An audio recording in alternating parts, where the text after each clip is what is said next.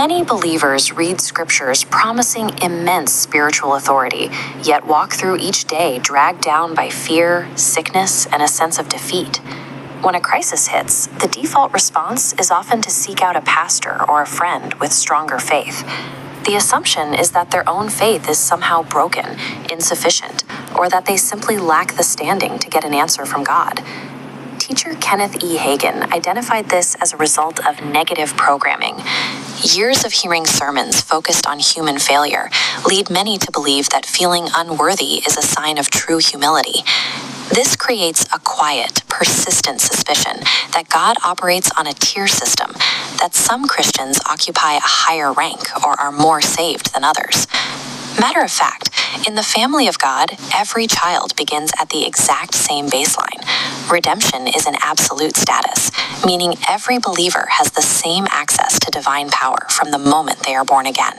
This feeling of not being good enough isn't actually humility. It is a misunderstanding of identity that keeps a person's faith paralyzed and ineffective. To correct that identity, we have to look at the cross as a legal event. It operates on the law of substitution, where one person entirely takes the place and jurisdiction of another. Through the cross, Jesus systematically stripped the enemy of his authority to rule over humanity. He broke the legal right of sin and sickness to dominate a human life. Because Jesus acted as a substitute, his victory was legally credited to the believer's account. It is as if the believer triumphed. Spiritual authority is now your personal property. Satan has no right to rule you. The debt is cleared and the title transferred. A believer is not fighting to win a victory that is far off.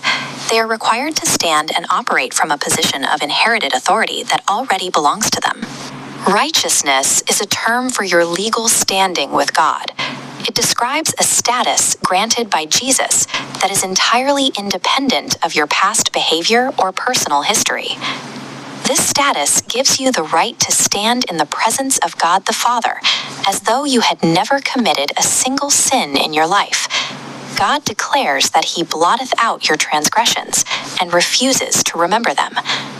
Guilt, then, is a weapon used by the enemy to keep you from realizing that your past no longer legally exists. This is a new identity. Just as a child inherits a parent's DNA, the believer receives the spiritual nature of God in their own spirit. Real spiritual power requires you to accept this flawless identity. You cannot operate in faith while you are still holding on to the memory of a debt that has been canceled. Because you share God's nature and standing, you possess the capacity for the God kind of faith. This is the same mechanic we see at the start of the Bible. God spoke the universe into existence, fully expecting his words to produce a physical result. Jesus demonstrated this on earth. In Bethany, he spoke directly to a fig tree, commanding it to wither. He didn't just wish for it. He spoke words of faith, and by the next day, the tree was dead from the roots up. Jesus told his followers to do the same. He instructed them to speak to their mountains, the obstacles in their lives, without doubting that their spoken words carry weight. That authority is activated through the name of Jesus. That name belongs to you. It is the legal key that grants you the right to cast out demons and command sickness to leave. Success depends on keeping the switch of faith turned on.